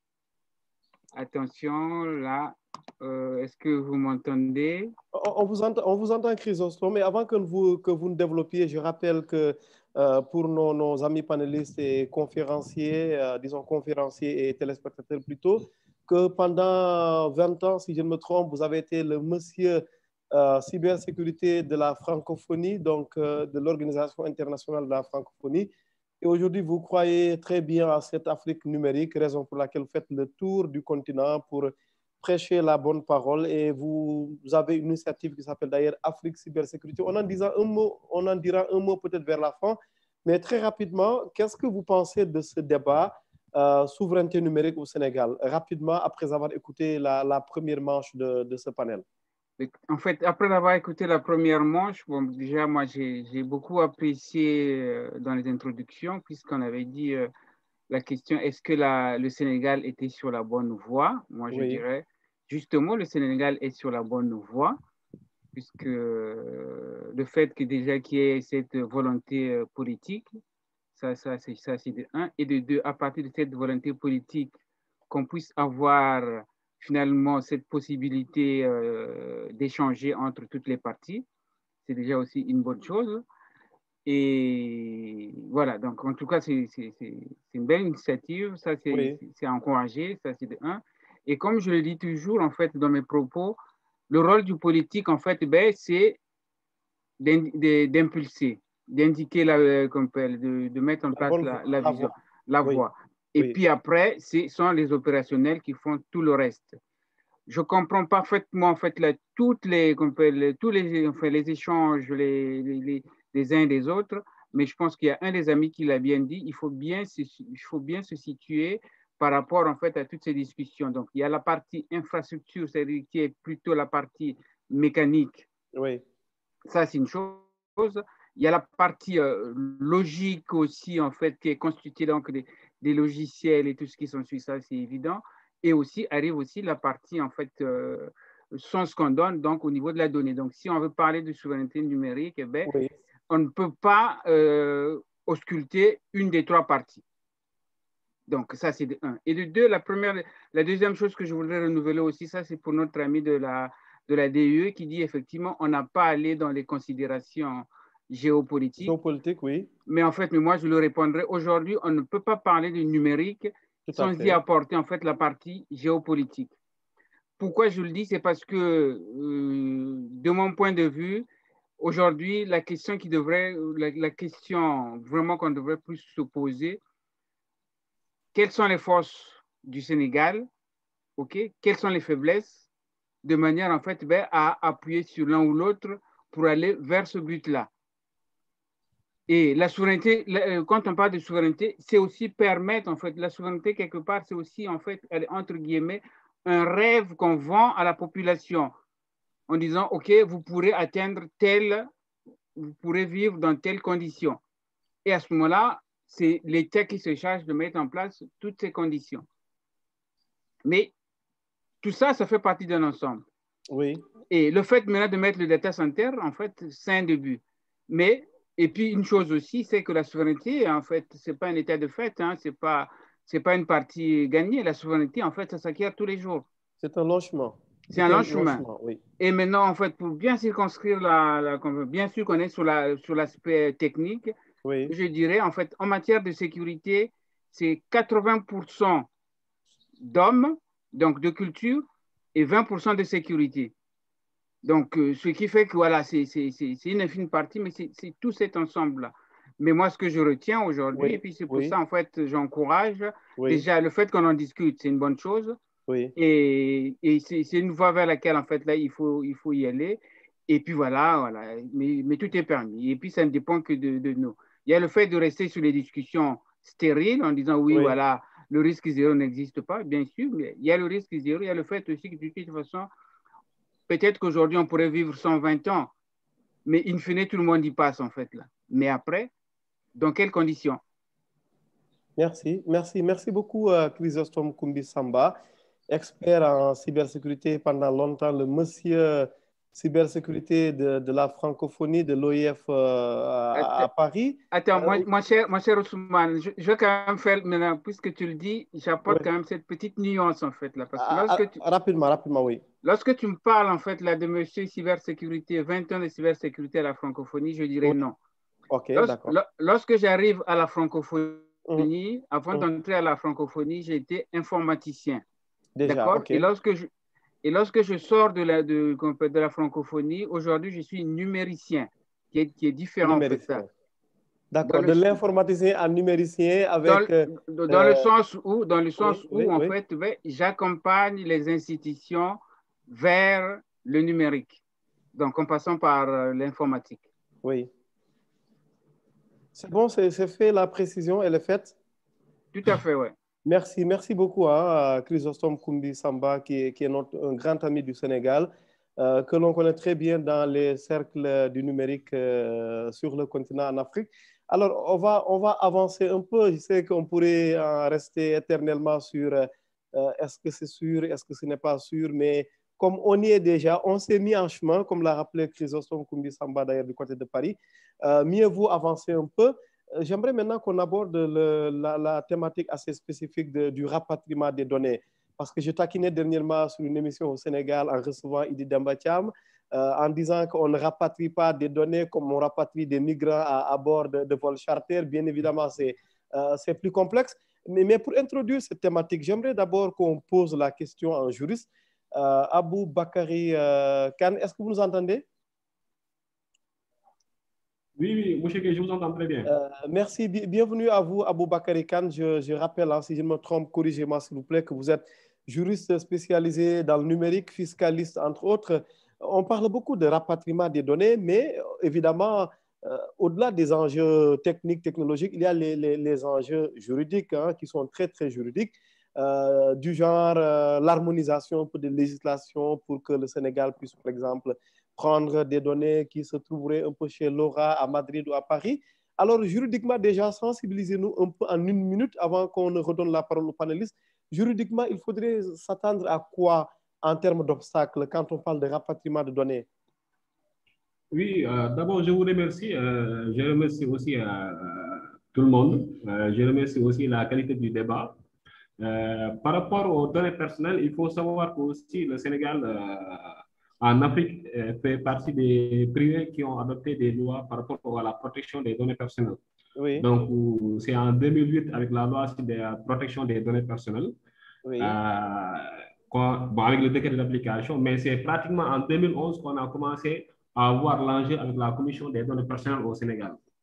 Et puis ça a évolué jusqu'à présent, on parle même de souveraineté numérique, c'est bon, et c'est un bon signe avec le data center. Oui. Maintenant, pour le rapatriement, ça ne sera pas facile. C'est pas bon, comme tu l'as si bien dit, c'est pas comme des rapatriements des migrants et tout. Donc, il y a des formalités, il y a l'aspect juridique à faire. Et puis, c'est pas du jour au lendemain qu'on peut faire le rapatriement sans pour autant faire les préalables, c'est-à-dire essayer de négocier, de faire des conventions, allant dans le sens de faire une harmonisation au niveau africain. Donc, c'est des aspects techniques, c'est des aspects, bon, le plus souvent, on parle de secret par rapport aux négociations, mais il est temps aussi que les gens commencent à savoir l'aspect juridique, le fond du débat, pour au moins, parce qu'on parle de données personnelles, on parle de données personnelles des clients, on parle personnel des gens, mais il faut aussi que les gens commencent à savoir pratiquement le transfert des données, comment ça se passe, l'aspect juridique et tout. Donc, c'est un débat qui doit être vraiment ouvert et puis que tout le monde puisse participer et puis aussi donner leur opinion par rapport à cela. Merci. Merci beaucoup, Abou Bakary Kane, conseiller juridique et fiscal, CEO et manager du cabinet Ascan Partners. Merci beaucoup, qui est une SARL, comme on dit. Alors, Abou Bakary, sûrement, on vous retrouve un peu plus tard. Je reviens maintenant vers Wak Ndiaye, coordinateur technique de l'ADIE, avec une question colle, hein, Wak Ndiaye. Alors, nos données, puisqu'on veut les rapatrier, elles sont de quel ordre et puis quelle en serait la capacité? On a combien de tonnes à l'étranger? Quelle serait la capacité? C'est une question piège. Je ne saurais pas répondre à cette question. Mais ce qui est sûr et certain, c'est que la décision forte a été donnée par M. le Président de la République. Maintenant, il est nécessaire pour nous de mettre en place une stratégie et de veiller à l'application de cette directive. Donc, je crois que la première chose à faire, c'est d'avoir une approche qui sera bien plus orientée vers la centralisation des données, adopter, comme je dis, une stratégie nationale, discuter avec le secteur public, privé, pour mettre en place quand même cette directive, surtout aussi pousser un peu les opérateurs aussi à une démocratisation quand même de ces data centers, que ce soit les data centers de l'État, que les data centers dans le secteur privé, surtout obliger l'administration avec des mesures fortes pour quand même qu'on répartisse ces données-là au niveau du Sénégal. Mais surtout aussi sensibiliser sur le danger de l'utilisation quand même de ces données au niveau de l'hébergement de ces données au niveau à l'étranger. Mais moi, je pense que cet aspect est très important. Mais je crois que le débat ne peut pas se tourner uniquement sur le côté technologique. Parce qu'on l'a souligné tout à l'heure, la souveraineté, c'est d'abord une question de droit. Aujourd'hui, on ne peut pas, je pense que pour régler ce problème, nous sommes obligés de parler africain. Je m'explique. Pendant que les Américains ont mis en place une loi très importante qu'on appelle le Cloud Act pour imposer leur vision au monde entier en disant que moi, quel que soit Alpha, quelle que soit la position géographique, si j'ai besoin des données qui sont hébergées, et nous savons tous que les grandes firmes internationales sont des Américains, sont régies par les lois américaines. Et ils disent, si j'ai besoin de données, que ce soit des données de Sénégalais ou d'Éthiopiens ou de Russes, je dois pouvoir aller les chercher. Aujourd'hui, on a vu que l'Europe est en train de mettre en place une stratégie pour essayer de régler ce problème-là. Donc, moi, je crois que c'est très bien de penser au rapatriement de ces données-là, mais il est important de mettre en place une instance de gouvernance continentale pour réfléchir sur le rapatriement de toutes les données africaines. Merci. Sûrement, Chrysostome qui nous écoute du côté de Paris devrait être très intéressé par votre question. Lui qui sillonne un peu l'Afrique du numérique depuis quelques années pour prêcher la bonne parole digitale. Mais j'ai envie d'avoir le regard de quelqu'un comme, j'allais dire Mika Diol, mais comme Mame Thierno n'a pas pris la parole depuis tout à l'heure du côté de Free. Mame Thierno, je me tourne de nouveau vers vous. On parle beaucoup de rapatriement, mais est-ce qu'on ne devrait pas d'abord agir en amont? Autrement dit, faire tout pour que nos données quand même ne passent pas un peu chez les firmes étrangères, parce que de plus en plus, le président Macky Sall fait des sorties pour dire, s'il vous plaît, du côté de l'administration, n'utilisez pas des adresses mail privées pour des affaires publiques. Est-ce qu'en amont, d'abord, on ne devrait pas être mieux sensibilisé sur le fait que ce serait dangereux d'utiliser des données publiques avec des adresses mail privées du genre Yahoo, Gmail, Hotmail et j'en passe?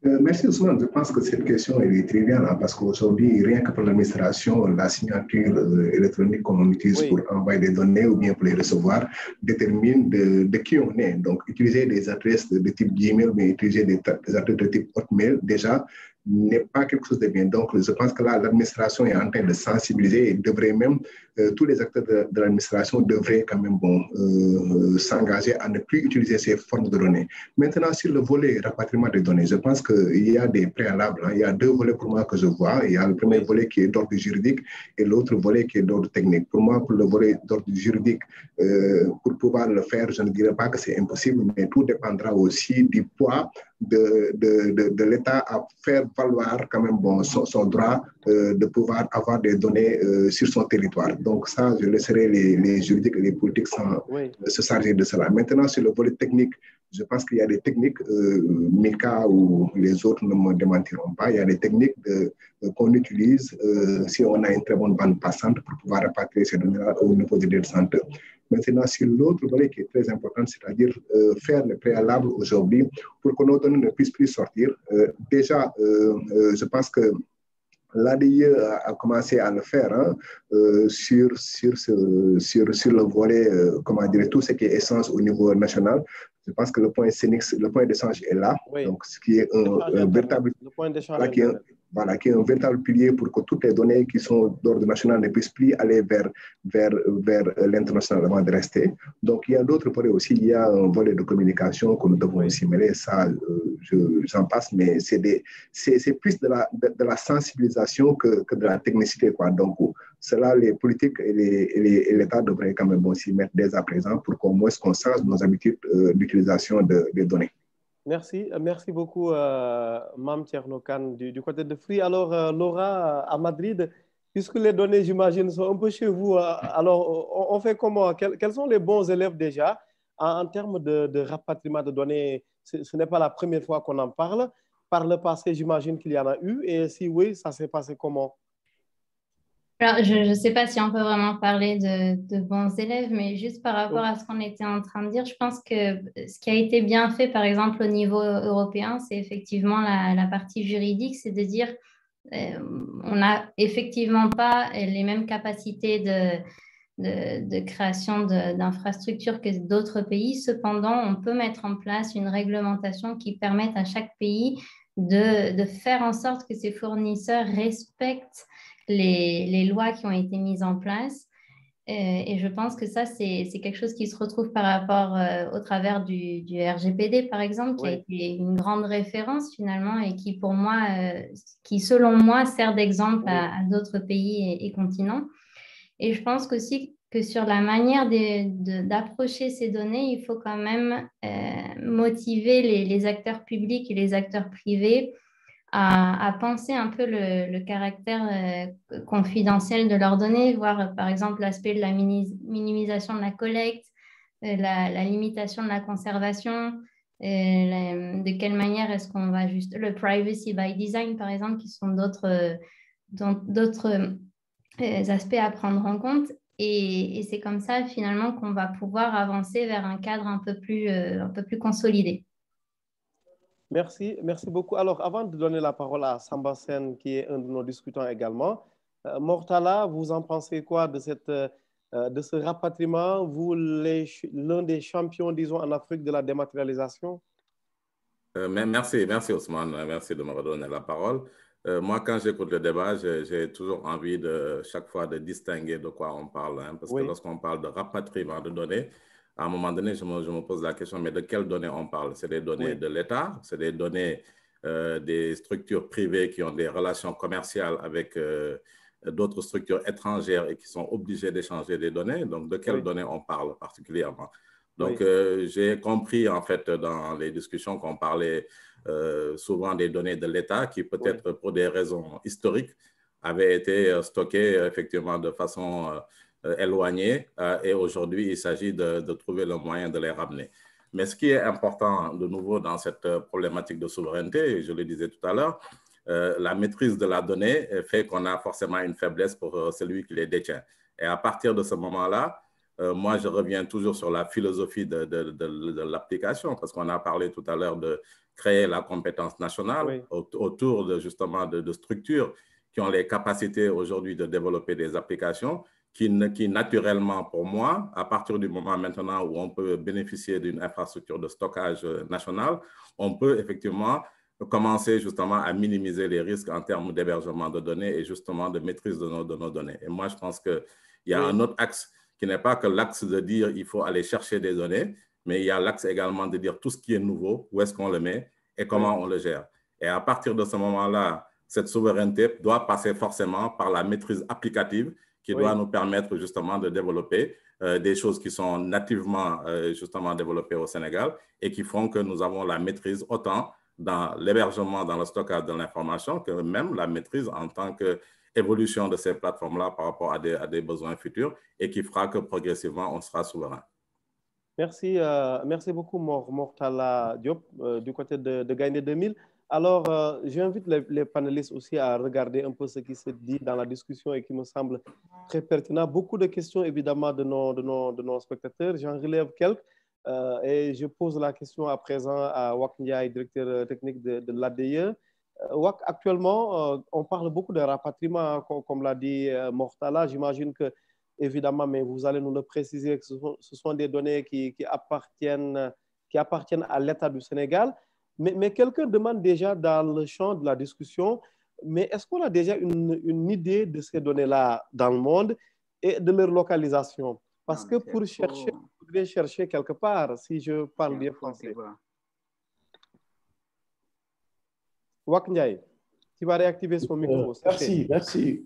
Merci Ousmane. Je crois que il est important de préciser quand même qu'il y a plusieurs types de données. Moi, je pense qu'aujourd'hui, si on parle de rapatriement de données, c'est les données plutôt qui concernent l'administration, structure administrative, et le secteur privé, c'est-à-dire les entreprises sénégalaises.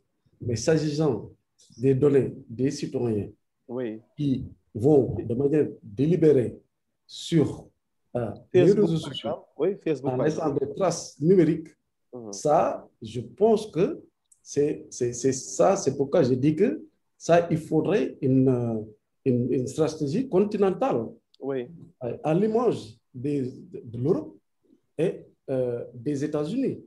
Donc, le Sénégal, tout seul, ne peut pas régler ce problème-là. Parce qu'encore une fois, ce problème dépasse le niveau technologique. Ce problème est déjà culturel, oui, elle est juridique, culturelle, parce que tout simplement, je ne peux pas comprendre dans ce monde d'aujourd'hui que les Américains qui détiennent, c'est-à-dire quand je parle des Américains, parce que les GAFAM, les grandes plateformes numériques aujourd'hui, respectent la législation américaine. C'est une législation étrangère qui nous impose. Mais ils ne nous obligent pas d'aller chez eux, parce que c'est nous qui allons vers eux. Voilà, parce que tout simplement, chaque fois que vous voulez vous connecter sur un site Internet, et vous signez sans le savoir, sans savoir le contenu, vous acceptez des conditions qui sont régies par la loi américaine. Et personne d'entre nous, en cas de litige, va contacter un juge américain ou faire 900 km pour régler ces questions-là. Moi, je pense que là, on parle des données administratives, des données quand même du secteur privé, mais il faudrait indéniablement que nous mettons en place une stratégie pour se départir de ces grandes firmes internationales. Et ça, c'est le problème de l'Afrique, mais aussi c'est le problème de l'Europe. Cette question ne peut pas se régler de manière locale.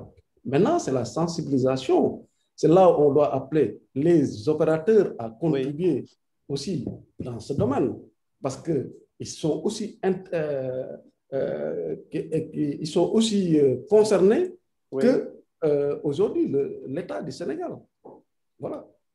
Merci beaucoup. Alors, je n'oublie pas qu'on va passer à la phase après synergie ou interopérabilité entre les différents data centers, hein, on peut l'appeler comme on veut. Mais d'abord, la parole, on la redonne à Mika Diol, qui ne l'a pas prise depuis un bon moment. Actuellement, sur ce point précis du rapatriement, Mika, vous avez quelle solution pour nous? En fait, il n'y a pas, si vous voulez, c'est une fois que l'aspect juridique a été résolu, bien entendu, parce qu'il y a tout cet aspect qui doit précéder. Sur l'aspect technicité, il est des plus simples. Quand je dis plus simple, c'est-à-dire qu'il y a des process qui sont là, il y a des mécanismes qui sont là, mais également surtout le fait, pour rejoindre ce que disait Mortala, cette liaison étroite entre données et applications. Je vous donne un exemple très simple. Imaginez aujourd'hui, et c'est un exemple que je donne, qu'il y avait par exemple une application qui traite de la gestion des ressources humaines qui contient des données et qui sont stockées sur un cloud externe. D'accord? Si aujourd'hui on doit ramener ces données-là, qui contiennent donc des informations d'ordre personnel liées à la personne, à son historique, etc., ramener la donnée en elle-même en mode format brut ne résoudra pas le problème, parce qu'en fait, une fois que vous ramenez la donnée, mais comment vous allez la réexploiter en interne ici? Soit vous allez reconduire la même application qui était utilisée avant, ou bien, comme l'a dit Mortala, vous allez devoir développer une application ou utiliser une application développée en local qui est capable d'exploiter ces données-là. Donc moi, d'un point de vue encore d'un œil purement technique, c'est faisable, oui. Ça prend du temps parfois, surtout si les données sont énormes et il y a cette capacité à devoir donc les rapatrier via un process. Et une fois l'aspect juridique donc clarifié, il y a également l'aspect, je dirais, décommissionnement, c'est le terme qu'on utilise en informatique. Donc, il faut ensuite arrêter les données qui étaient à l'étranger, décommissionner les serveurs virtuels ou physiques qui les utilisaient, décommissionner les applications également qui faisaient tourner ces données-là et en fait commencer à les réutiliser en local et surtout dire donc quelles sont les stratégies et quelle est la gouvernance pour les prochaines nouvelles données qui devront être créées à usage interne. Donc, d'un point de vue technique, la problématique pour moi, elle est des moindres, c'est plutôt l'aspect juridique, comme l'a dit M. Ndiaye, qui maintenant, quand on arrive à cette dimension beaucoup plus large de la gestion des données, qui, effectivement, le Sénégal tout seul ne peut pas aujourd'hui gérer une stratégie de gestion des données. Il faut que ce soit fait à un niveau continental, comme l'a fait l'Union européenne, qui est aujourd'hui capable de sanctionner les GAFAM et de leur dire « vous n'avez pas le droit de faire ceci, si vous le faites, vous êtes sanctionné ». Et les GAFAM s'alignent.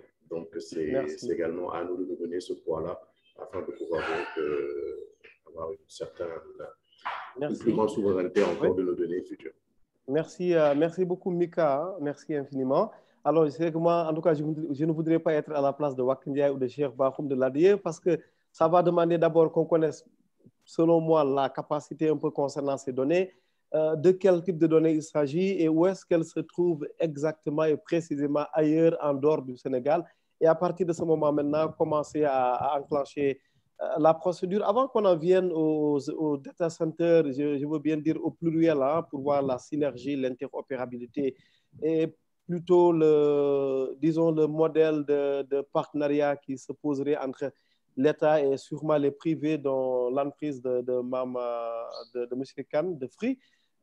La parole à Samba Sen qui nous fait l'amitié et la compréhension d'attendre depuis plus d'1 heure de temps maintenant.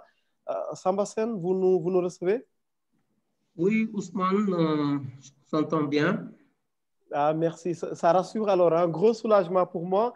Samba, un regard sur ce qui a été dit jusqu'ici. Comme ça, je vous ouvre large la question. Merci Ousmane.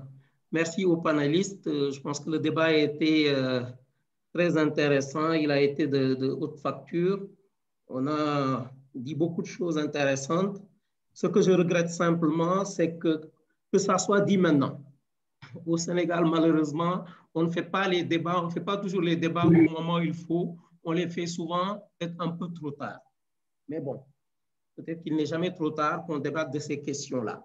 Je voudrais revenir sur la question du rapatriement des données. Je pense que les précisions qui ont été faites dans la dernière partie-là sont importantes. Parce qu'en réalité, il n'y a pas de données monolithiques qui soient quelque part ou à différents endroits qu'il faille rapatrier. La question de la gestion des données locales, j'insiste sur le mot local, parce que les données peuvent être des données personnelles, des données d'entreprise, des données de l'État. Les données locales qui n'ont pas besoin de voyager, je pense qu'on peut mettre des dispositifs techniques pour les gérer localement. Quelqu'un a parlé du point d'échange. On a des data centers. Les données qui n'ont pas besoin de voyager, on peut les gérer localement. Et ça, c'est des questions techniques, pragmatiques qu'il faut régler. Avant de parler d'instances au niveau africain, peut-être qu'il faudra y aller pour s'attaquer au GAFA. Réglons d'abord nos problèmes locaux. J'ai entendu un mot de gouvernance africaine, etc. Réglons nos problèmes de gouvernance locale d'abord. On a de gros problèmes de gouvernance au niveau local qu'on n'arrive pas à régler. Réglons-les avant d'aller s'attaquer au niveau africain. On a énormément de problèmes au niveau local qu'on ne règle pas, on surfe dessus et après on sort les grands mots, les grandes phrases. Non, réglons nos problèmes locaux, il y en a énormément et on peut faire des débats et faire des plans d'action et des plans d'action. Là-dessus, on y passera beaucoup de temps. Ça, c'est la première chose que je voulais dire. La deuxième chose que je voudrais dire, comme une hirondelle ne fait pas le printemps, un data center ou des data centers ne font pas la souveraineté numérique. Ne nous y trompons pas. Moi, on a beaucoup parlé de data center. La question de la souveraineté n'est pas une question simplement de data center. Des data centers, il y en a plusieurs. Ousmane, tu as parlé de synergie. Vous allez y revenir. Moi, je vois le Sénégal comme une zone de disponibilité dans laquelle il faut effectivement que les acteurs travaillent ensemble pour gérer de la meilleure façon les données qui sont au Sénégal et faire du Sénégal une destination attrayante pour l'hébergement de données. Je ne vais pas insister sur cette question, peut-être que vous en parlerez tout à l'heure. Mais ce qu'il faut savoir, je pense que j'en ai parlé la semaine dernière, en termes de technologie, nous ne fabriquons pas les équipements, nous ne produisons pas les logiciels. Nous sommes effectivement dans une situation, ce que j'appelle une souveraineté limitée. Mais quand on est dans cette situation-là de souveraineté limitée, où effectivement d'autres peuvent mettre ce qu'on appelle des portes dérobées ou des backdoors, des dispositifs d'espionnage dans nos équipements, on le sait, on prend les dispositions pour que sur les parties que nous pouvons gérer, que nous les gérions au mieux. Ce qui nous revient, c'est sur le quoi on a la main. Il faut qu'on soit intransigeant là-dessus. Sur quoi on a la main? On a la main sur nos stratégies. Quelle est notre stratégie de data center? Ou pour être plus large, quelle est notre stratégie de stockage et de sauvegarde et de protection de nos données au niveau du Sénégal? Quelle est-elle cette stratégie-là? Pour moi, elle n'existe pas. Quand on se permet, dans une même zone, qui est Diamniadio, d'avoir deux data centers qui sont des projets de l'État, je trouve que ce n'est pas bon. Il faut qu'on travaille sur les éléments qu'on maîtrise et la stratégie en fait partie. Ça, c'est un premier point. Notre vision, notre stratégie, il faut qu'on la maîtrise. Ça ne dépend pas des autres, ça ne dépend que de nous. Et la question de la synergie entre les acteurs, ça entre dans la stratégie. Un autre point, quel équipement on choisit, avec quel partenaire on travaille. C'est des questions qu'on sait maîtriser et qui ont un impact sur ce que j'appelle notre destin numérique. On a plein de cas qu'on peut citer. Pourquoi a-t-on confié nos cartes d'identité à des sociétés étrangères, nos permis, notre état civil? Quelle place doit-on réserver aux entreprises nationales? Comment traite-t-on le problème de la cybersécurité? Alors, je vais vous donner d'ailleurs une information. Alors, je vais terminer par une information et puis une anecdote. Une information. L'indice global de cybersécurité de l'UIT est sorti cette semaine. Le Sénégal est à la 5e place sur 130. 40e place sur 43 en Afrique. On a 35 sur 100. On est mauvais. Réglons ces questions-là. On a une stratégie nationale de la cybersécurité pas pilotée. On a une stratégie nationale numérique 2025 qui n'est pas pilotée. Réglons ces questions pratiques-là. On a des questions pratiques simples qui sont à hauteur de Sénégalais qu'il faut qu'on règle. Et l'anecdote par laquelle je vais terminer, c'est un retour sur les data centers. Moi, j'ai eu un besoin d'un partenaire étranger qui souhaiterait s'installer en Afrique de l'Ouest et qui a exprimé une demande, somme toute très simple, d'un hébergement dans un data center. J'ai interrogé tous les data centers du Sénégal. Je ne citerai pas les noms. Il n'y en a qu'un seul qui m'a répondu au bout de 6 semaines. Et sa réponse était insatisfaisante parce que le SLA n'était pas bon. Les autres ont été incapables de répondre. Réglons ces questions simples. Ayons une infrastructure, mais une infrastructure s'accompagne d'une offre. Ce sont des choses simples qu'il faut résoudre avant de sortir les grands dessins. Réglons les choses simples. Au Sénégal, on n'est pas pragmatique. Soyons pragmatiques, Ousmane. Merci. Merci beaucoup, Samba. Bon, je sais que vous connaissez bien cette question de data center. Si je ne me trompe, vous aviez piloté la mise en place du data center d'Orange en Côte d'Ivoire. C'est bien cela? Non. Ce n'était pas moi. J'étais proche des gens qui ont piloté ça. Ah, d'accord. Mais dans la même, pas dans la même structure, mais une structure voisine. Et j'étais proche d'eux. Je savais ce qu'ils faisaient. Je n'ai pas piloté. Mais je pense qu'il faut qu'on apprenne à faire des choses simples, à gérer les choses qu'on sait gérer, avant de vouloir faire des grandes choses, des choses grandiloquentes. Merci beaucoup, Samba Sène, ancien de Sonatel Orange au niveau du Sénégal. Aujourd'hui, vous êtes dans la transformation digitale et accessoirement dans la monnaie électronique. Alors, je donne la parole surtout dans la cybersécurité. Dans la cybersécurité. C'est des enjeux extrêmement importants et dont on n'a pas pris la mesure au Sénégal. Je vois que nous n'avons pas... que je te donnerai en off sur ce sujet-là. Merci Samba. Je vois qu'on n'a pas beaucoup échangé ces derniers temps parce que en temps, je vois beaucoup de mises à jour concernant votre parcours. Il faut que je dispose d'ailleurs de la dernière version de votre biographie. Alors, ça tombe bien après votre propos, Samba Sène. Nous allons donner la parole à Mame Thierno Kane de Free Business. Mame Thierno, très rapidement, rassurez-nous quand même après les propos de Samba Sène. Parlez-nous un peu du data center de Free et en quoi est-ce qu'on pourrait envisager une collaboration avec les data centers de l'État. Mame Thierno. Merci Ousmane. Le data center de Free, comme on l'a dit, il est au niveau du pôle urbain de Diamniadio et on est les premiers investisseurs privés à s'établir là-bas et aujourd'hui on vient d'avoir 4 ans. Donc notre data center est capable aujourd'hui de pouvoir assurer la fourniture de services à tous les acteurs aussi bien nationaux qu'internationaux sur la fourniture de services. Donc ce qui nous a permis de le faire, c'est d'avoir aujourd'hui nos 2 certifications Tier3 pour le design et la facilité. Aujourd'hui sur tout ce qui est service, on est capable d'héberger à sec. On a eu des clients qui ont pu mettre au niveau de notre data center leur plan de continuité d'activité. Donc, pour ceux qui savent, ils sauront. Et c'est des grandes entreprises que nous avons eu à piloter dans des projets qui ont duré sur de longues périodes.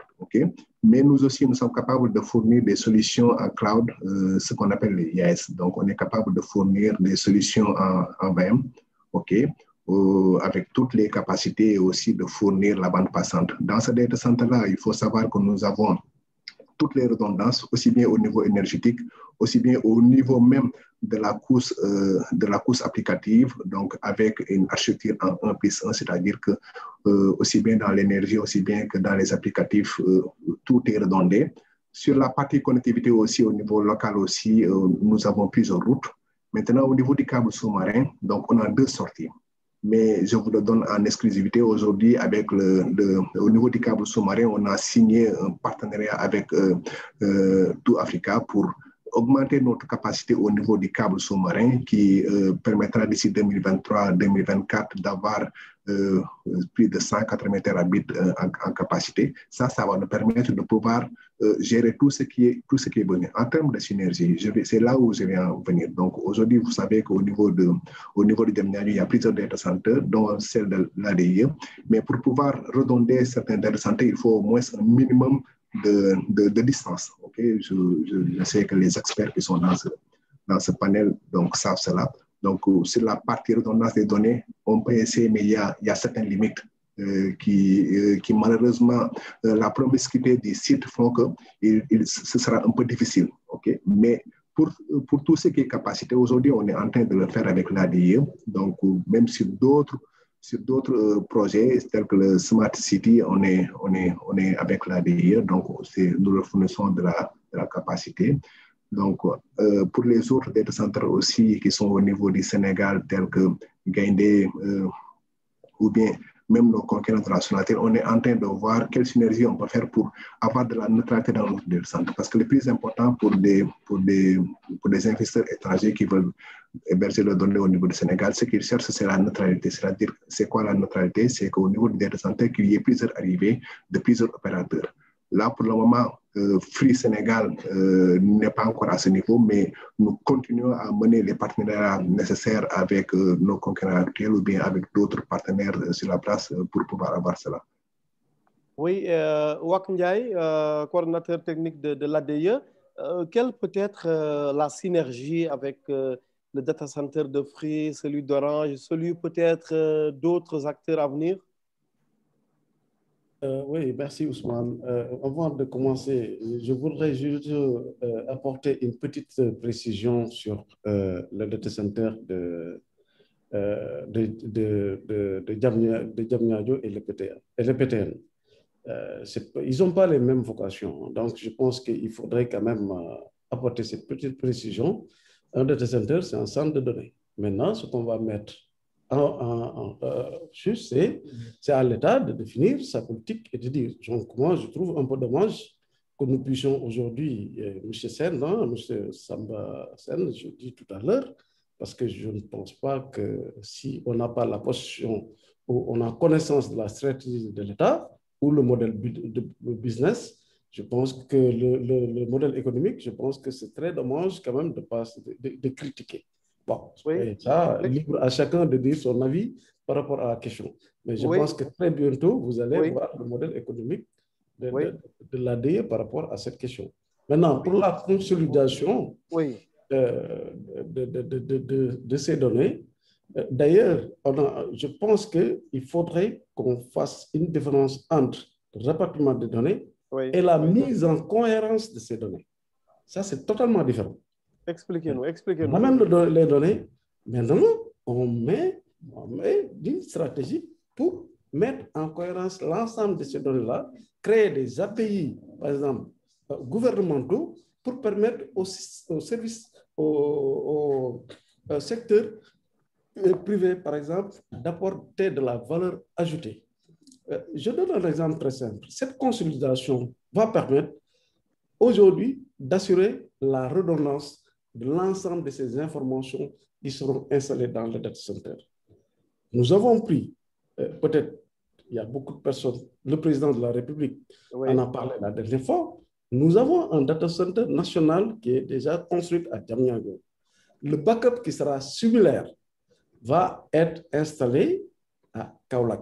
Donc, ce data center est secondé sur un autre data center qui est à Kaolack. Nous avons des locaux techniques qui sont à l'intérieur des salles techniques, une salle réservée à l'administration et une autre salle réservée au secteur public, notamment aux startups, pour aider les startups de pouvoir, en un temps record, mettre en place un système d'information à la demande, ce qui permettra vraiment de booster l'entrepreneuriat numérique aujourd'hui accessible à l'innovation. Oui. Sindiaye? Oui. C'est bon?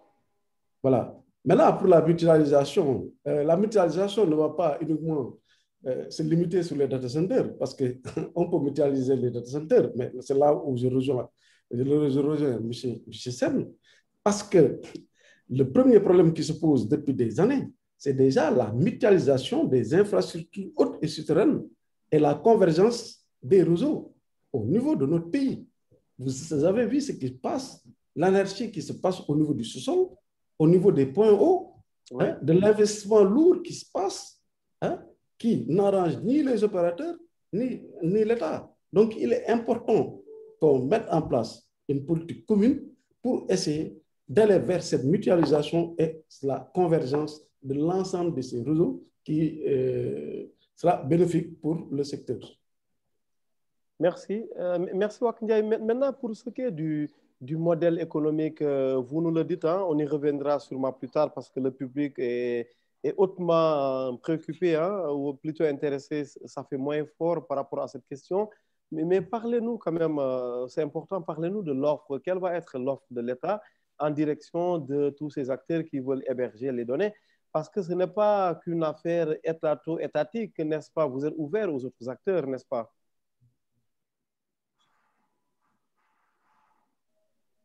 Je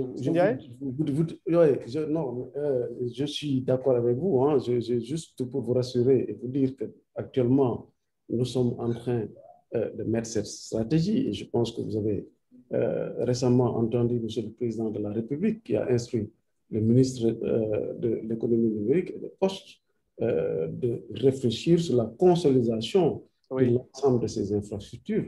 Donc, vous savez, du fait que l'administration est aujourd'hui hiérarchisée, je laisse le soin peut-être de mon directeur général ou du ministre de dévoiler le modèle économique qui est aujourd'hui en cours de validation au sein de l'État. Merci, merci beaucoup, Wakindiaye.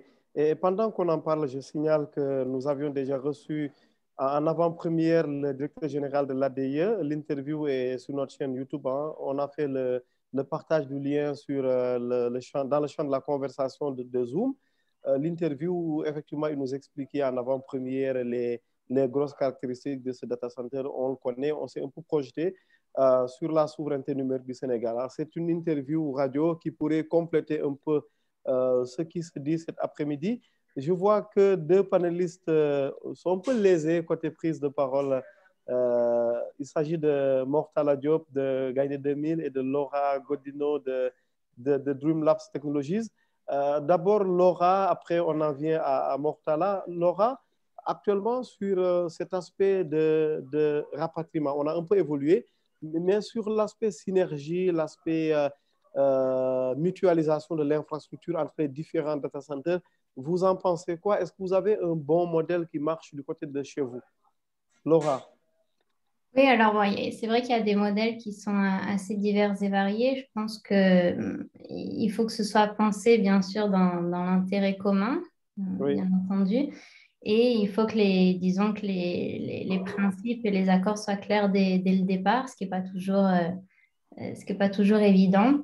Moi, je voulais aussi, pour revenir un peu à ce qui a été dit par des intervenants externes, je pense que si effectivement il y a une volonté d'assurer, par exemple, la sécurité et les aspects de cybersécurité autour de ce data center et pour engager ou continuer ce chemin vers la souveraineté numérique, il faut que ce soit communiqué par le gouvernement. Il faut qu'il y ait une certaine transparence par rapport à ce qui peut être fait.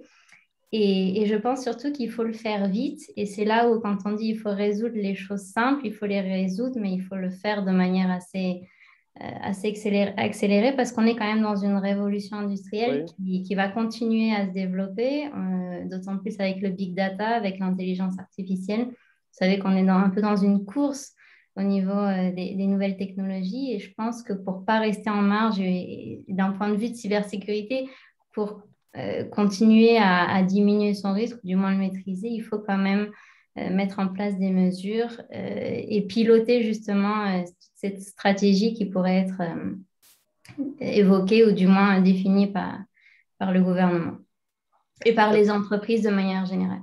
Merci, merci Laura du côté de Madrid. Mortala Diop au point E.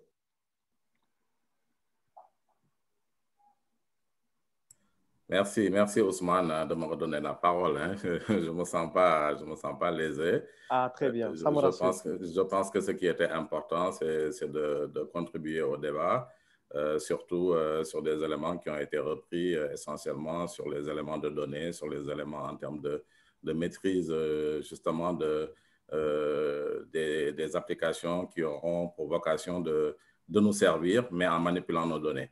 Oui. Donc, ce qui est clair aujourd'hui, et je réponds également à Sambasen, hein, et pour dire que, contrairement à ce qu'on pense, nous produisons certaines de nos applications parce que dans le fait de dire effectivement qu'il y a des problèmes simples à résoudre, au-delà des aspects infrastructure, il y a les aspects également de capacité et de compétences de nos ressources nationales. Et aujourd'hui, nous avons la capacité quand même de fournir des applications à nos administrations par justement les compétences technologiques qui existent au Sénégal. Et donc ça, c'est pour dire que je pense que c'est un élément qui est quand même indispensable aujourd'hui dans le point de la souveraineté. Un autre aspect qui a été dit tout à l'heure, c'est l'aspect également de synergie entre les data centers. C'est vrai qu'aujourd'hui, le data center de l'ADIE est le dernier qui est né. Il y en a eu d'autres précédemment.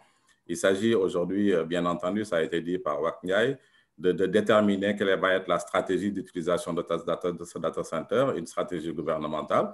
Mais j'aurais aimé effectivement entendre aujourd'hui peut-être le fait de dire quelle est l'orientation stratégique qui est donnée par rapport à ça, parce qu'on risque justement d'avoir investi des milliards dans une infrastructure sans avoir défini quel va être le contenu qu'on allait héberger dessus avec toute une stratégie justement qui va permettre de pouvoir avoir un retour sur investissement par rapport à ce data center.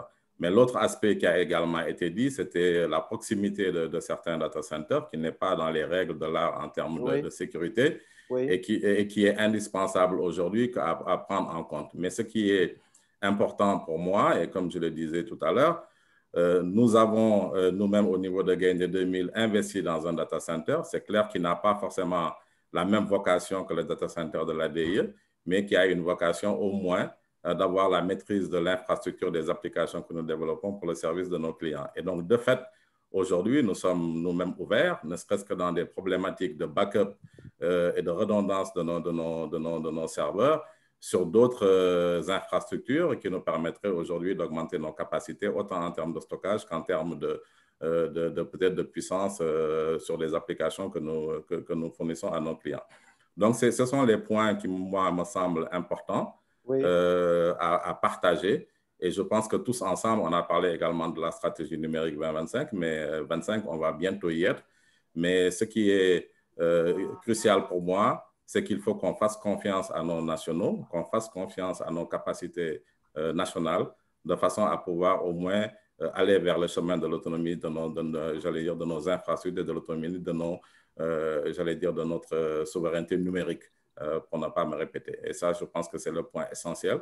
Il y a beaucoup de structures aujourd'hui qui ont des capacités de fournir les services dont l'État a besoin. Mais malheureusement, on se rend compte aujourd'hui que dans certains aspects, le secteur privé ne se sent pas forcément impliqué dans des logiques très simples et qui permettraient au moins de réduire le risque en termes de souveraineté de données au moins, et qui permettraient dans ces stratégies-là d'aller vers une convergence en termes de maîtrise de nos informations et de nos données pour la souveraineté.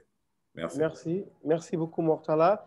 Alors, Mika, toujours sur l'équité, peut-être une minute avant de conclure ce débat. On a largement dépassé les 1h30 minutes.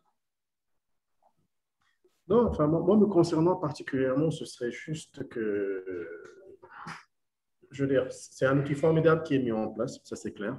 Oui. Ce qu'on ne vient absolument pas. Ce serait juste dommage que pour des raisons de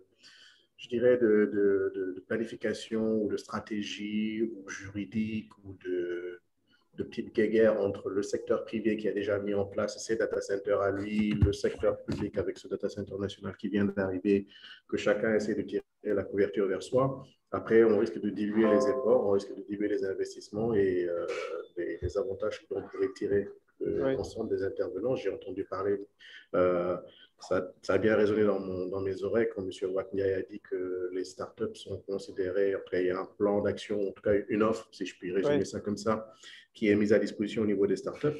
Je pense que ça pourrait très intéresser l'association SAM Startup, qui est basée ici donc au Sénégal et qui permet donc justement d'offrir peut-être un canal une mise à disposition de ressources supplémentaires que les startups pourront utiliser. Donc, vivement en tout cas qu'on puisse atteindre une vitesse de croisière là-dessus, que toutes les questions d'ordre sécuritaire et autres soient adressées, ou en tout cas, dont les réponses pour assurer les uns et les autres puissent être apportées, et qu'effectivement, qu'il y ait de l'intérêt de l'ensemble de la nation et des différents intervenants qui sont à ce niveau de l'information, de la technologie et de l'information, de manière globale. Merci beaucoup. Alors, Laura, bon, on est un peu de la teranga, de l'hospitalité, on ne vous apprend rien. On vous donne un mot peut-être de la fin, en nous disant un peu c'est quoi déjà Dream Lab Technologies. Ça n'est pas très familier, en tout cas me concernant. Je retrouve le site internet d'ailleurs à l'instant, mais en un mot, c'est quoi? On aimerait bien vous entendre en parler. Oui, bien sûr. Donc, c'est Dreamlab, le site internet, c'est dreamlab.net. Je pense l'avoir retrouvé. Oui, allez-y. Si vous souhaitez le visiter. Donc, Dreamlab Technologies, c'est une entreprise de cybersécurité d'origine suisse qui a été créée il y a un peu plus de 20 ans et qui opère, voilà, donc qui opère au niveau international, en Europe, en Amérique latine, en Moyen-Orient, Asie, et qui justement se focalise sur des préoccupations actuelles. C'est aider les entreprises donc, à diminuer le risque cyber, à lutter contre les cyberattaques qui sont de plus en plus sophistiquées. Et ça passe par le développement de projets, de stratégies, et notamment la prestation de services, que ce soit du pen testing, du ethical hacking, pour aller justement détecter ces failles de sécurité qui peuvent affecter les systèmes. C'est des techniques qui peuvent aussi être mises en place dans des data centers, justement pour détecter les possibilités d'infection par malware, pour voir la partie ingénierie sociale, qui est aussi très importante, et aussi des solutions donc, qui bien entendu, répondent aux nécessités actuelles de nos clients. Et au Sénégal, on a, comme je disais, eu une très bonne réception et on continue à travailler avec les acteurs locaux. Et je suis donc très intéressée et très contente de pouvoir écouter des acteurs comme ceux qui sont aujourd'hui dans ce débat. Merci, en tout cas, merci. Hein. Merci d'avoir accepté de nous merci à vous. À ce panel. Pour nous, ça a été très, très riche et très enrichissant à la fois. Wakniaï, pour le mot final, on a compris que vous étiez un peu la star du panel. L'essentiel des questions était destiné à vous. On comprend pourquoi, on comprend le rôle central que joue l'Agence de l'informatique de l'État sur ce data center de l'État. Un mot de la fin qu'on pourrait peut-être décliner en perspective rapidement. Bon, merci Ousmane. Donc, je voudrais juste, pour conclure, en fait, lancer un appel pour dire que dans le débat, on dit toujours le data center de l'ADIE, mais ce data center-là, ce n'est pas le data center de l'ADIE. C'est le centre de données du Sénégal à Diamniadio. C'est le centre de données de l'État qui appartient à l'État. Donc, ça appartient à la Sonatel, ça appartient à Tigo, ça appartient à tous les Sénégalais. Ce qui est important aujourd'hui, c'est que nous puissions mettre une stratégie commune avec les opérateurs pour essayer quand même d'arriver au moins poser les jalons vers la souveraineté numérique. C'est très important. Mais moi, je vais finir par lancer un appel à nos opérateurs. Vous avez demandé tout à l'heure les champions. On a vu ce qui s'est passé en Russie. Aujourd'hui, la Russie, c'est des partis vraiment des GAFAM. Aujourd'hui, ils ont leur propre Google. En Chine, on a la même chose. Et c'est les opérateurs, c'est le secteur privé qui a boosté quand même dans le domaine des technologies. Donc, je crois que nous devons effectivement nous focaliser sur les aspects technologiques, mais il est important que nous tendons, nous tous, vers la plateformisation de notre économie, vers la plateformisation de notre État Je pense que nous avons aussi un rôle à jouer et nous allons le voir très bientôt avec le répartiment des données. Nous allons mettre en cohérence l'ensemble de l'État. Il y a des API gouvernementaux qui sont vraiment ouverts pour permettre au secteur privé, aux startups, vraiment de contribuer parce que nous avons besoin de cette souveraineté numérique. Nous sommes aujourd'hui dans un monde nouvel. C'est vraiment la disruption, c'est vraiment la révolution et il est important que nous puissions nous synchroniser avec la réalité du numérique. Voilà, merci beaucoup. Merci, merci à tout le monde. Je partage un peu mon compte LinkedIn parce que c'est là où nous partageons l'ensemble des informations en lien avec ce que nous faisons, cette série de panels que nous animons depuis maintenant plus d'1 an. Et nous avons cet immense honneur et cet immense plaisir régulièrement de recevoir des acteurs de taille, de talent, des startups, aux ministres, si vous voulez, partout, aux ambassadeurs aussi, pour échanger sur le numérique, parce que nous sommes convaincus que le numérique, ce n'est pas une affaire afro-africaine ni sénégalo-sénégalaise, c'est une problématique assez essentielle qui intéresse tout le monde. Le Sénégal peut s'inspirer de ce qui se fait en Europe, comme l'Europe peut s'inspirer de ce qui se fait chez nous, et Mika Diol ne me démentira pas quand je dis que l'Europe peut s'inspirer de ce qui se fait chez nous en termes de mobile money, parce que ce qui se fait chez nous en termes de mobile money n'existe nulle part ailleurs. C'est dire effectivement qu'on peut apprendre de n'importe qui quand on parle de numérique, parce qu'on peut sauter bien des étapes du développement pour parler un peu d'anthropologie. Hein. Ça, c'est un peu mes vies antérieures d'étudiant à Gaston Berger. Mais merci infiniment à tout le monde. J'étais très, très ravi de vous recevoir encore une fois sur ce panel. Je rappelle qu'il fera l'objet d'un replay un peu plus tard sur l'ensemble de nos plateformes digitales, LinkedIn notamment, un panel que vous pourriez évidemment partager à volonté. Puis nous allons vous retrouver, Inch'Allah, mercredi prochain en ligne avec une autre problématique. J'avoue que celle-là a été très passionnante, mais c'est normal. Parce que quand on parle de souveraineté, on parle de nous-mêmes, on parle de survie même d'un pays, d'une personne, de quelque entité que ce soit. Merci à l'ensemble des panélistes qui ont accepté de se joindre à nous. Laura Godino du côté de Madrid, Mika Diol, Wakdiaye, Mam Tierno et Mortala du côté de Dakar, Chrysostome Kumbisamba à Paris qui lève la main, mais malheureusement, Chrysostome, le temps est largement épuisé. Sûrement un autre panel. Nous serions bien ravis de vous y recevoir encore une fois. Merci à Samba Sen, qui est un de nos fidèles et des plus fidèles d'ailleurs. Et merci à M. Khan, juriste fiscaliste, qui nous a rejoint également pour éclairer un peu les enjeux liés au droit. Merci donc à tout le monde. Bonne soirée à tout le monde aussi. Et puis rendez-vous mercredi prochain, Inch'Allah. À bientôt. Merci. Merci.